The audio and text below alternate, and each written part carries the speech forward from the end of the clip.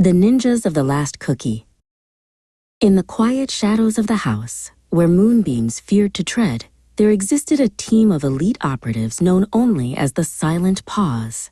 Their mission tonight was the most perilous yet, Operation Cookie Snatch. Their leader was Haste, a hamster whose speed was legendary, matched only by the absurdity of the giant acorn helmet strapped to his head. Next was Ploof, a panda of considerable fluff and even more considerable clumsiness.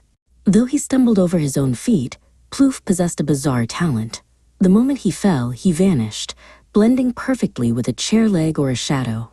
He was their master of camouflage by catastrophe. And then there was Pip, the sparrow. She was the team's eyes in the sky and their designated wisecracker.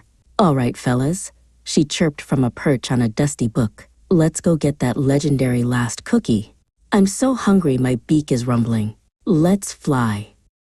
Their target was the kitchen, a land of towering cliffs and gleaming, slippery plains. The team gathered at the edge of the vast tiled floor. "Behold," Haste whispered dramatically, his voice echoing in his helmet, "the gleaming flats of no return. I shall scout ahead." With a vroom, he zipped across the floor, a tiny, helmeted blur. Ploof followed, attempting a stealthy tiptoe. It did not go well. He tripped, tumbled, and rolled, landing with a soft thump behind a table leg, completely hidden. "See? Master of stealth," Pip chirped from above. Ploof gave a muffled thumbs up from the shadows. They finally stood before their ultimate challenge, the Great Cabinet, a mountain of wood that reached into the dark heavens of the ceiling.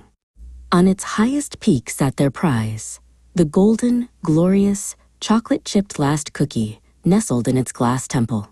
"Okay, Birdbrain, you're up," Haste squeaked, pointing a tiny paw upwards. "Birdbrain, I'm the wings of this operation," Pip retorted.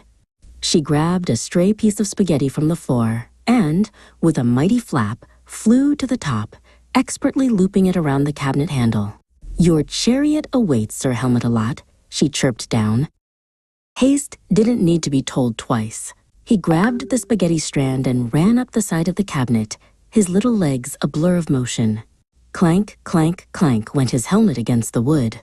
He reached the top, out of breath. "Now, for the panda lift," he announced. But Ploof was too heavy. The spaghetti strained. "Plan B," Ploof grunted from below. He opened a low drawer, then climbed on it to open the one above, creating a wobbly, clattering staircase of drawers. He lumbered up his makeshift ladder, each step making a loud th-wump. At the top, Haste was trying to push the heavy cookie jar, but it wouldn't budge. Ploof arrived, huffing and puffing. "Allow me," he said, and gave the jar a giant, clumsy shove. The jar tipped, and then tumbled over the edge. It fell, not with a crash, but with a soft poof. It had landed perfectly on a half-open bag of flour on the counter below. A giant cloud of white filled the air. The three ninjas stared, wide-eyed, before sliding down the spaghetti strand to investigate.